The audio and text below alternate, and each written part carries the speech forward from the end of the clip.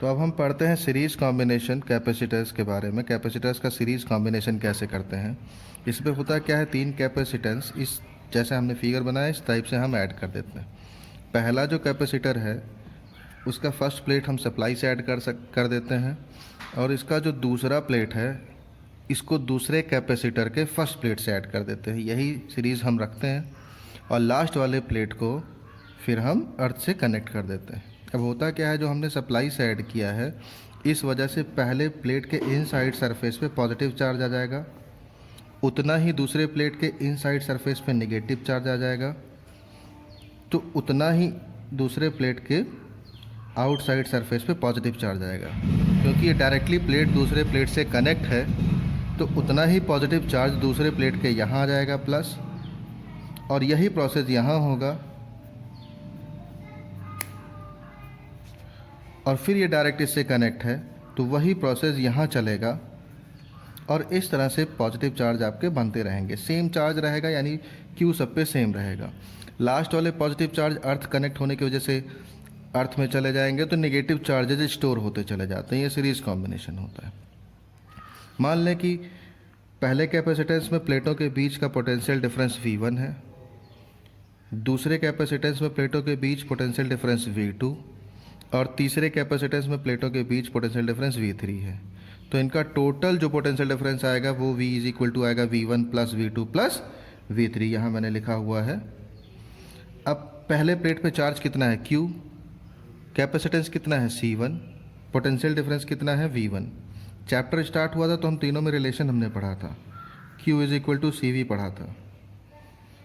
तो यहाँ से हम V की वैल्यू निकालेंगे। पहले प्लेट के लिए देखें तो V1 है और यहाँ C1 है, तो V1 की वैल्यू आ जाएगी Q अपॉन C1, यहाँ मैंने लिखा है। ऐसे दूसरे प्लेट के लिए V2 is equal to Q upon C2, ऐसे तीसरे प्लेट के लिए। यहाँ हमने वैल्यू पुट कर दी है, पहला इक्वेशन मिल गया है।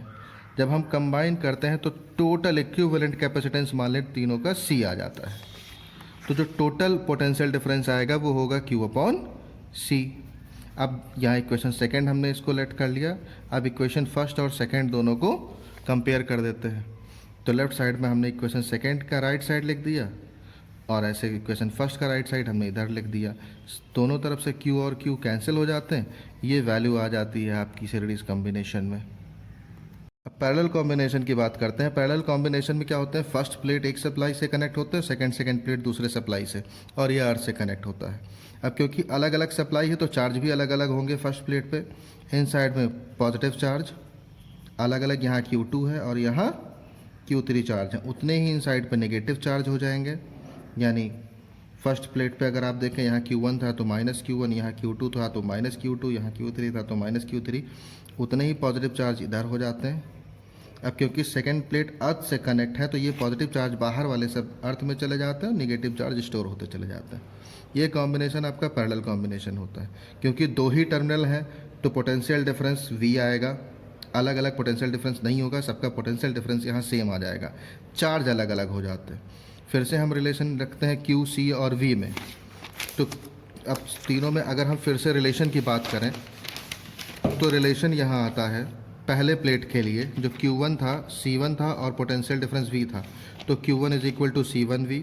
दूसरे प्लेट के लिए Q2 is equal to C2V, तीसरे प्लेट के लिए Q3 is equal to C3V। अगर हम टोटल चार्ज तीनों के कॉम्बिनेशन का टोटल चार्ज मान लें Q है तो Q1 plus Q2 plus Q3 तीनों ऐड हो जाते हैं, वैल्यू रख देंगे, पहला इक्वेशन मिल जाएगा। इक्विवेलेंट कैपेसिटेंस अगर हम सीरीज पैरेलल कॉम्बिनेशन में C मान लें तो total charge Q is equal to हो जाएगा CV, दूसरा इक्वेशन हो गया। दोनों को कंपेयर कर देते हैं, दोनों तरफ से पोटेंशियल डिफरेंस कट जाता है V, ये आपका आंसर आ जाता है। Thank you.